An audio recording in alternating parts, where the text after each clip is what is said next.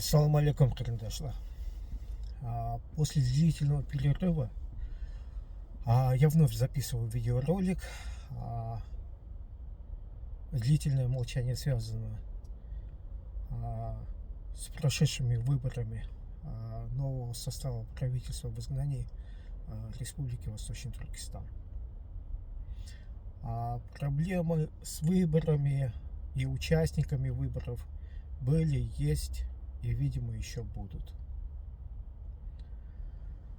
Тем не менее, не без скандалов работа нового состава правительства продолжается. Из дипломатических соображений не буду освещать проблемы и имена, связанные с этими проблемами.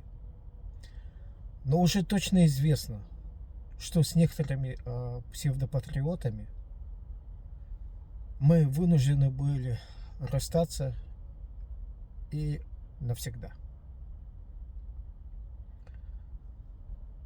Я бы хотел обратить ваше внимание на ситуацию в мире вокруг уйгурского вопроса.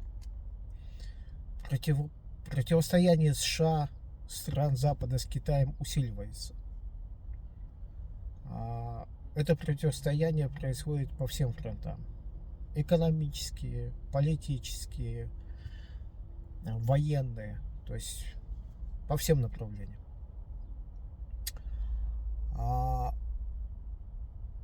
Прекращены, по большому счету, инвестиции Запада в Китай. Активно продолжается вывод активов в виде предприятий, технологий, внедренных ранее. Заказы не размещаются.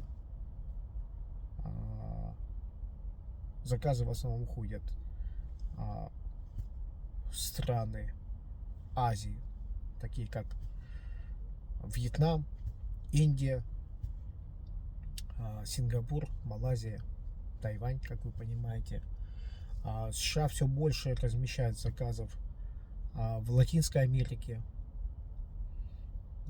Скажем, я точно знаю, что некоторые электронные приборы для Форда сейчас поставляются из Мексики. Очень много производится товаров народного потребления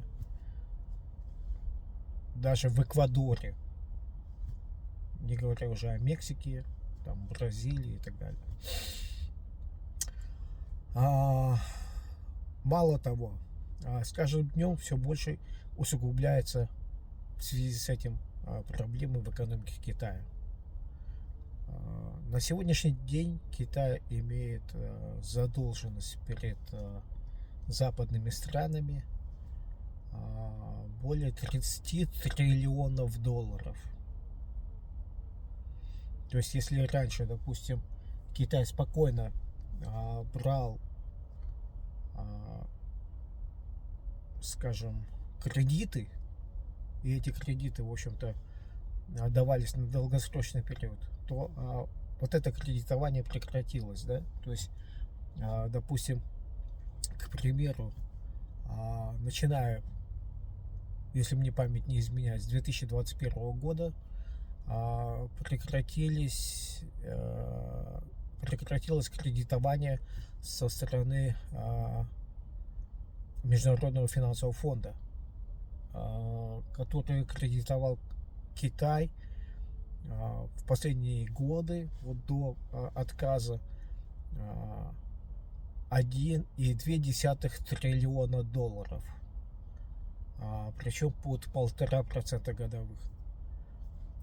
Как понимаете, этих денег уже Китай не видит. Это мало того, как вы понимаете, значит, Китай, он бурно инвестировал в развитие различных показушных, скажем так, производств, да, то есть, вот, допустим, скоростные поезда по всему Китаю, которые, в общем-то, они настроили, но они экономически не выгодны, потому что стоимость билетов на такие поездки очень высока. То есть, скажем, китайские власти где-то субсидировали такие поездки для граждан, то есть покрывали стоимость, недостающие затраты из экономик регионов. Вот. Но, как вы понимаете, сейчас раз с кредитами туго, то, соответственно, и покрывать эти затраты не из чего. Мало того, они не могут перевести по такому таким, не могут использовать такой вид транспорта для перевозки коммерческих грузов. То есть не могут перевозить грузы, потому что рельсы по своей, скажем, устойчивости не способны нести такую нагрузку. Просто они будут разрушены. Вот. Это один из таких небольших примеров, скажем так. Крупные строительные компании, банки, они также банкротятся. Почему? Потому что работы нет, у людей нету зарплаты, им не с чего покрывать кредиты, ипотеку. Банки новые инвестиции не дают, новые кредиты не дают строительным компаниям, и строительные компании обваливаются.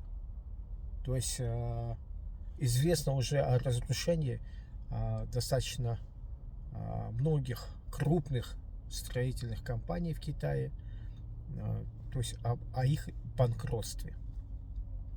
Ну и как вы понимаете, что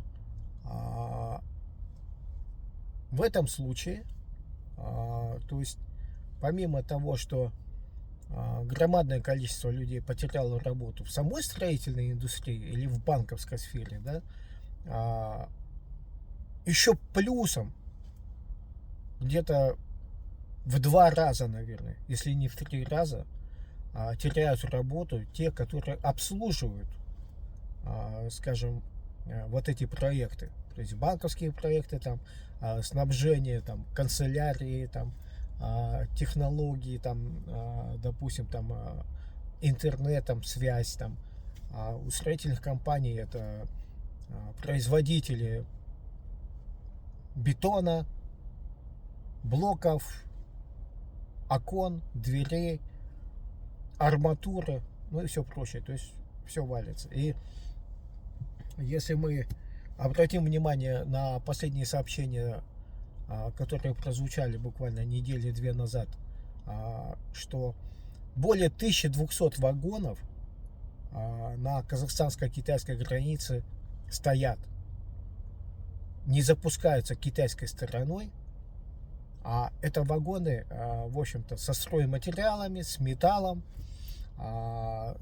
с нефтяными какими-то, сырьем, там еще что-то, да, то есть, как вы понимаете, не запускать не из-за того, что какие-то там, в общем-то, возникли проблемы с казахстанской стороны, а из-за того, что Китаю сейчас, производителям, вот эти вот объемы не нужны, они не могут их использовать.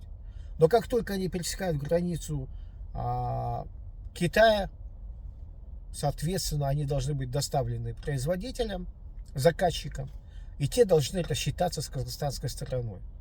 Но я так думаю, что китайские власти придумали вот такой вариант, чтобы не запускать по договорам, которые были заключены ранее между казахстанскими и китайскими предприятиями, продукцию из Казахстана, для того, чтобы потом не было необходимости рассчитываться за этот товар.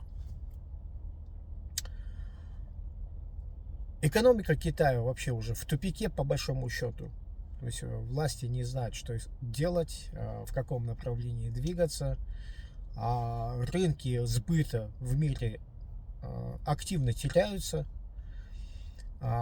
громадное количество китайской молодежи уже без работы, и назревает очень сильный социальный взрыв.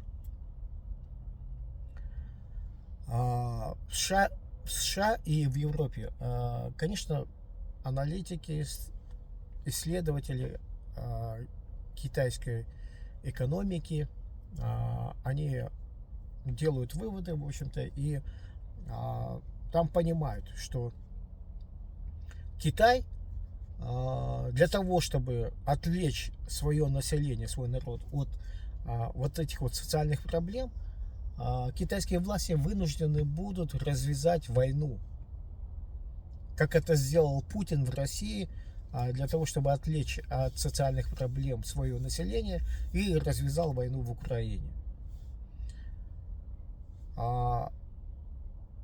Основной, как бы, враг, который наметил себе Китай, это Тайвань.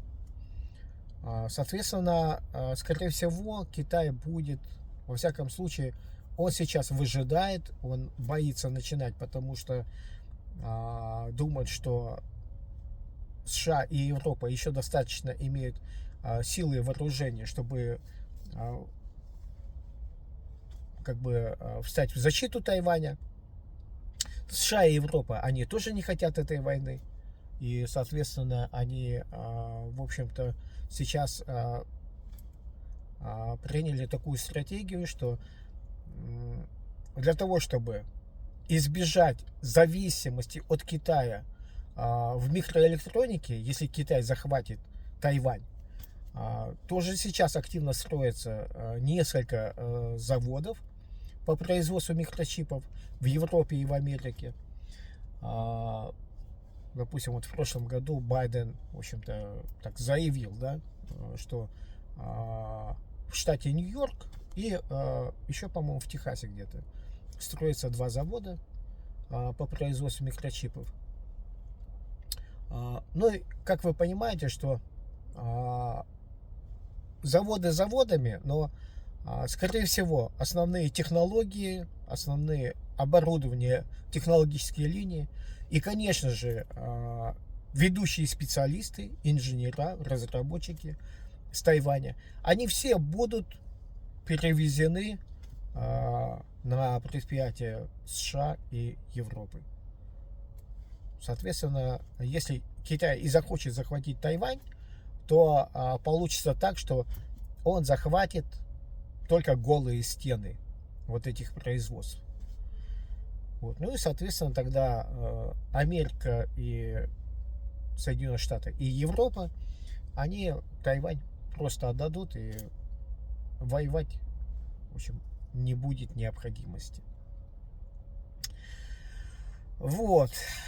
Поэтому я думаю, что где-то в ближайшие 2-3 года эти производства будут внедрены, то есть запущены, и Китай останется в этом вопросе с носом.